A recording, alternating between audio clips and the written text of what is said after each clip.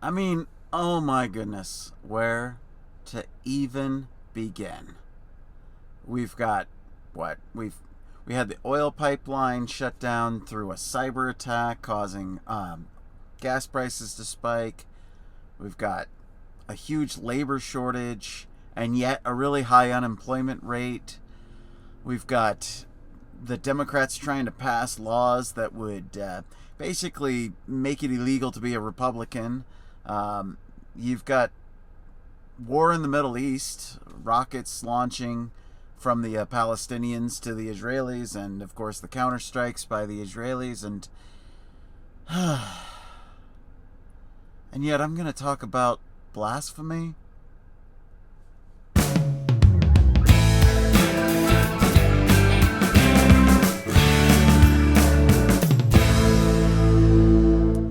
Hey, welcome back to the Colorblind Architect Podcast. I'm your host, David, and as you'll notice, the sunroof is covered today because here in Utah, it is a freaking bright day. I mean, it's freakishly bright out. I mean, it's only 8:46 in the morning right now. Okay, yes, that's right. It's early in the morning, and yet it is so freaking bright. And I can't even imagine how uncomfortable I'm going to be this afternoon when it's in the mid to upper 80s in mid-May. Thank you. Springtime. Can it be winter again? I'd like to go skiing again. But, oh well. Anyways, like I said in the intro, there are so many problems in the world right now. It is just... It's almost unbearable to think about them, and fortunately, I'm so freaking busy with work that I can't even process. I don't even have time to process all of this. And to a certain extent, this video is one of those chances for me to just unwind and kind of process some of the just the giant junk pile of information coming in, and process it in a way that hopefully is beneficial to others, but also to speak my truth. And when I say speak my truth, I mean the truth, okay? That nobody gets... no. Contrary to the wokeists, there's nobody who has a 100% ownership of the truth. You can't say my truth and not mean the truth. And if you are saying my truth in contradiction to the truth, then guess what? It's your fantasy. Okay? It's not the truth if it's not the truth. The truth is the truth. So, about the truth, let's get on to that. Now, in the intro, I mentioned blasphemy. Why? Why would I be talking about blasphemy? It was actually a thought that I had on Sunday after I had seen a comment from one of the posts that I had made on a social media, and I saw that somebody responded to something that I had said that was somewhat religious. I mean, I can't remember what it was, but I made reference to God, and that's a common thing for me, is to refer to God, like thank God for this or whatever that, and they responded with a comment that kind of struck me. They said, well, God causes all these wars. And I was thinking, oh, that old atheist argument? Yeah, the one where you blame wars on religions. I mean, now granted, yeah, I mean, religions, I mean, come on, let's be honest. There have been a lot of wars that have been fought over religion, I mean, including the Crusades. Now, the truth behind those is actually not religious. So let's break that apart, right? What is the real reason for a religious war? Well, let's take the Crusades for example. That's an easy one. Okay? So in the Crusades, supposedly, the justification for the war was the Pope says, all right, we need to go reclaim the Holy Land from those evil Muslims. And what was the truth? The truth was that Muslims had captured the Holy Land from the Christians who were inhabiting the place. And as a result, the trade routes that those Christians in that area were controlling were now controlled by the Muslims, which meant it was an economic problem. So, what did the Pope do? The Pope basically sided with all the kings in Europe, and basically they all said, you know what, we really need a war to go retake this because we want to control those trade routes because that's lots of money, and we don't want to lose out on that money. So they used the specter of the Muslims taking it, the idea that it was like this religious battle, this religious context, this fight for God. It was blasphemy, what it was. And I don't use that term lightly. See, blasphemy, as it's defined, is contempt towards God, or contemptuous speech of God.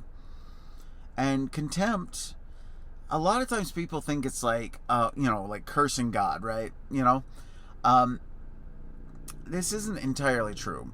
One of the ways that you can say contempt for would be like, taking it lightly, laughter maybe, ridiculing it even. In fact, when people ridicule the idea of God, what they're really doing is they're blaspheming God, right?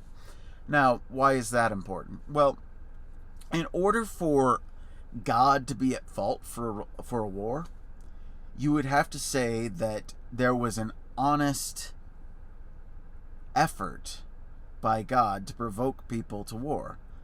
Instead, what you had was a corrupt pope with a bunch of corrupt kings who wanted to control the trade routes in Palestine. And they go in and they say, oh, well, hey, all you good Christian Europeans, we need you to come over here 1,000 miles away and fight in this little strip of desert sand so that we can have our money. And, that's a gross simplification of it. But essentially it was a politico-economic struggle, not a religious struggle. Now, you can look at even Palestine today, right? You can look at Israel today and how the Arab Palestinians and the Israelis, they are fighting constantly over that little strip of land. And you might say it's religious. Well, yeah, for the commoners who don't know any better. Yes, that's true. But again, the leaders of Hamas, they are committing blasphemy because they're using the name of Allah in order to say, hey, we need to strike the infidels, we need to take those Jews, and we need to, sweep them off the map into the sea. Okay, well, first off, that's very hateful and very, very evil sounding. But more importantly, you're using the name of God to justify killing God's children. Like, as in, we are all God's children. If you believe in God, then we are all God's children, right? So, it would follow that if you are instigating a war in God's name, you are therefore committing the sin of blasphemy, because you're using the Lord's name in vain. You're using God's name in vain so that you can have your own unjustifiable war because you want to enrich yourself with it. And yes, that does happen.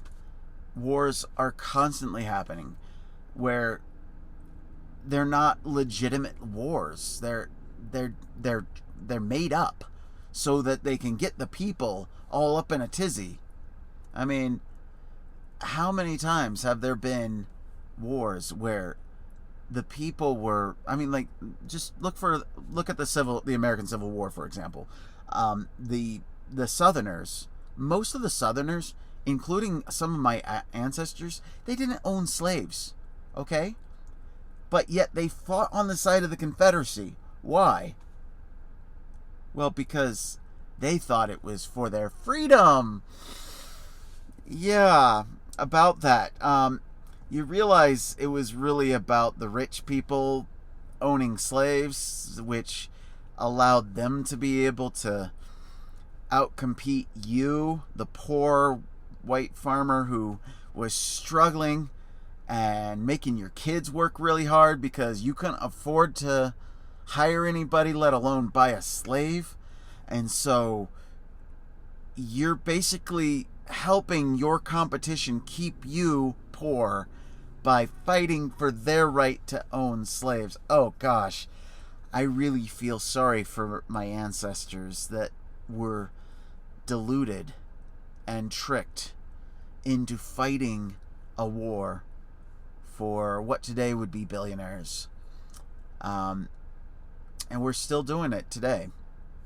We still have these efforts by really rich people who profiteer off of the military-industrial complex, and they use all kinds of justifications, including religion, including freedom, to try to justify us going to war. It's like, you look at the fact that we're still in Afghanistan. Why the hell are we still in Afghanistan? I mean, don't get me wrong. To anybody who's Afghani, I value your freedom. I value your right to have a good government. However, not enough to send my fellow Americans to go die for a corrupt government that is not actually honoring your freedoms. And why are we doing that? I mean, when we started it was because of 9/11, right? And I can't help but wonder, where did we go off? Well, simple answer is I think maybe some of those rich profiteers, maybe they were telling us a bag of lies. Maybe they were blaspheming. Yeah. So when I say blaspheme, I'm literally talking about taking lightly the truth in order to use it for your own glory, your own aims, instead of the glory of God. And by God, I mean truth and justice, redemption, love, these high values. Now, I get it, for those who are religious, that might sound blasphemous to say, like, boil God down into principles. I'm trying to talk to a broader audience. I'm talking to everybody, all three of you watching. Hey, maybe there's like gonna be more people watching. I don't know, but again, what my point is that if you are taking the truth and twisting it and trying to use those half-truths or those lies for your own glory, your own gratification, in my belief, that is a form of blasphemy. Because if God is truth, then anytime you're being untruthful, then you are blaspheming. And I know that's kind of a harsh stance, because if you understand Christian doctrine, you'll understand that blasphemy, that's the only unforgivable sin.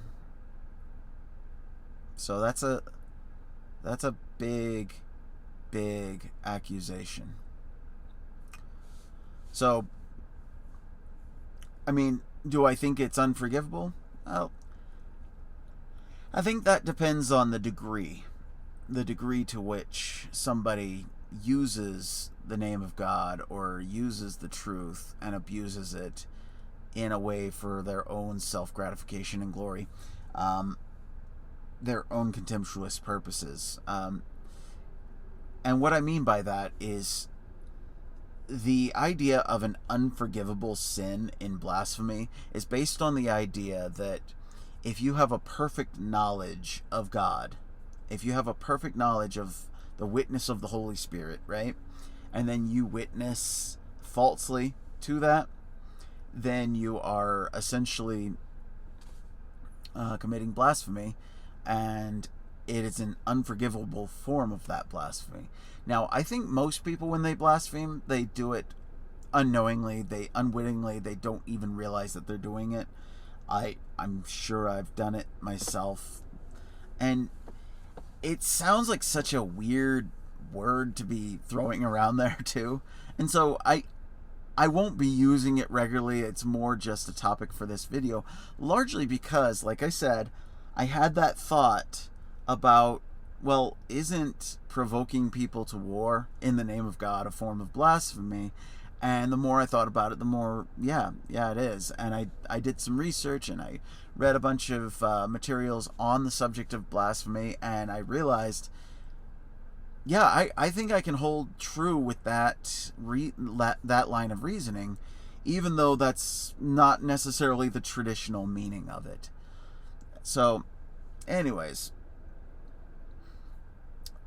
obviously we've got a lot of problems in the world, and talking about blasphemy is not going to necessarily help anything, other than to say that I believe it is really important for us as people who believe in truth to stand up and always speak truth, to be the force for good in speaking the truth.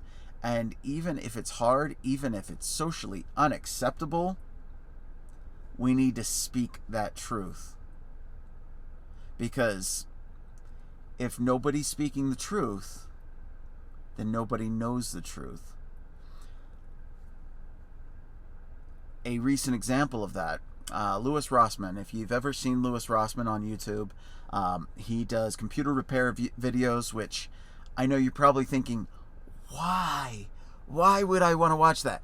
Actually, Louis Rossmann is pretty amazing. He fixes these Macintoshes and iPads and iPhones at the chip level. I mean, like, he's in there with a microscope and like repairing these boards at an amazing level, and he does so on video and shows you how to do it. Now, obviously, the vast majority of us don't have the equipment nor the experience to do that. I mean, I've done some computer repair, but I could never do anything to that level. So why do I watch that channel? And why do a couple million people watch it? I mean, he's got a massive subscriber count, and his YouTube channel, it's not exactly polished, okay? But in a recent episode, he was talking about the right to repair laws. And he was talking about how a few years ago he had been in Albany trying to promote the right to repair laws there in the state of New York. And in a conversation he had with one of the legislators who was on the committee that was reviewing the right to repair law, he was kind of flabbergasted at the idea that this particular legislator just spouted off the line given to him by the lobbyists from the big corporations that were trying to block this law, and even said something to the effect of, "Hey, you know what? I like having to buy a new phone when my phone breaks." And it's like, wow, that's crazy. Well, then he goes on to say that the new person who replaced him this year, or recently, when Lewis was able to talk to him, found out that this legislator starts spouting off the same things from the lobbyists. And so Lewis asks him a few questions, gives him a few lines of reasoning, and tells him the truth about his business and the repair business. And this legislator kind of opened up their eyes and said, wow, nobody's ever told me that. I didn't know that. I didn't realize that that was the case. And they actually changed their mind and, decided to champion the bill. And the point made there, Lewis makes the point that if you're not standing up for the truth, then there's a good chance that nobody else is. And then that means that there is no truth out there and that the liars will win. In this case, the liars being the big corporations trying to argue that small repair shops shouldn't be able to have access to the OEM parts to be able to repair your electronics because, they'll just ruin it. And it's like, no, you have a freaking right to repair your own devices.